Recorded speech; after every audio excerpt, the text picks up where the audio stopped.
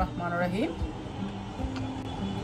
সন্ধ্যাকালীন সময় খুব তরজলদি করার মতো একটা নতুন রেসিপি নিয়ে সবার সামনে উপস্থিত হলাম। আজকে করব আমি কচি ডাবের পানি দিয়ে তালের শাঁসের জেলি। তালের শাঁসগুলোকে আমি পরিষ্কার করে সুন্দরভাবে এভাবে কেটে নিয়েছি। আর এই জেলিটা করার সময় একটু শক্ত দেখে নিব। এখন বাংলাদেশের বাজারে পর্যাপ্ত পরিমাণে এই তালের শাঁসটা পাওয়া যাচ্ছে। একটু শক্তটা হলে খেতে ভালো লাগবে, আর বেশি নরমটা হলে আবার দেখা যায় একটু জালের সাথে গলে যাবে। শক্তটা দেখে নিয়েছি। আর এখন ধীরে ধীরে প্রসেসিং করব। আর সাথে আমার জেলির সাথে আর কী যাবে, জেলির সাথে যাচ্ছে আমার ডাবের পানি, তালের শাঁস, হালকা চিনি, আগার আগার, আর ডেকোরেশনের জন্য আমি হালকা স্ট্রবেরি জেলি রেখেছি। এর সুবিধার্থে আমি ব্যবহার করতেও পারি, নাও করতে পারি। দেখেন কিভাবে তৈরি করছি।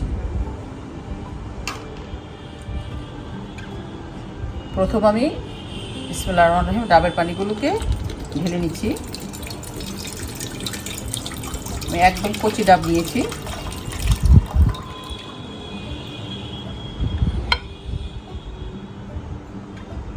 প্রচণ্ড এই গরমে খেতে বেশ ভালোই লাগবে, স্বাস্থ্যকর খাবার।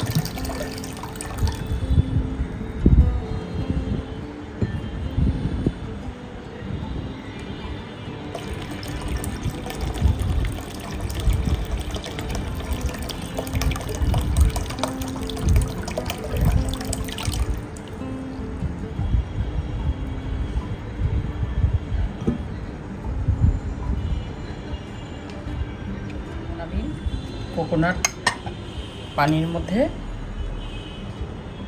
তালের শাঁসটা আমি এখন পর্যায়ক্রমে একটা একটা করে দিয়ে দিচ্ছি।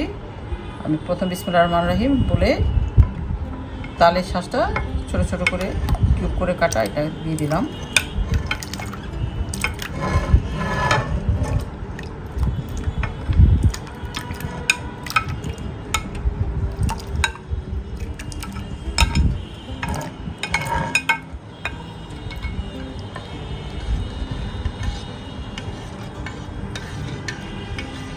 সুন্দরভাবে নেড়ে চেড়ে এখন আমি দিয়ে দিব সুগার। খুব অল্প পরিমাণে সুগার দিব। ভালোভাবে চিনিটাকে গলিয়ে নিই।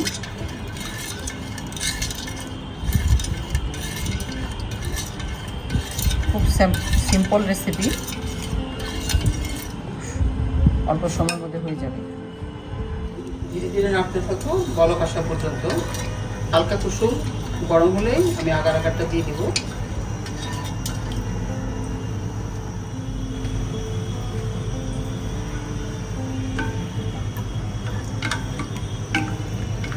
অনেকটা বলক আসার অবস্থায় চলে এসছে। এখন আমি আগার আগারটা দিয়ে দিই।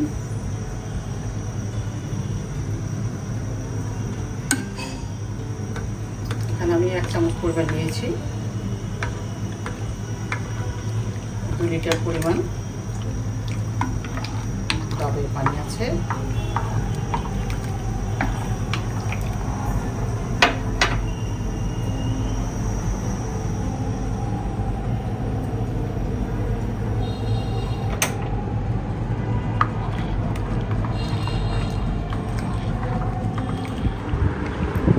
আর এটা হালকা গরম করার পরে আমি এখন ডেকোরেশনের জন্য নিয়ে এসেছি।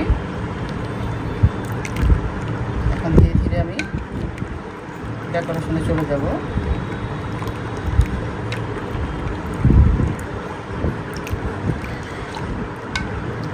ডাবের পানি দিয়ে আর তালের শাঁস দিয়ে জেলি।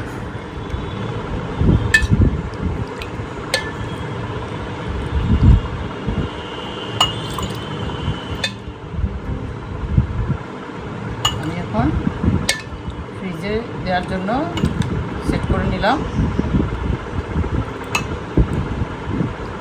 ঠান্ডা হলেই জমে যাবে।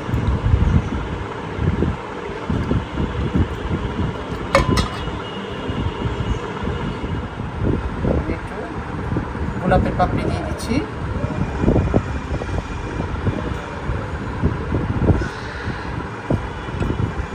আমরা সব খাদ্যের মাঝে গোলাপের পাপড়িটা খেতে পারি,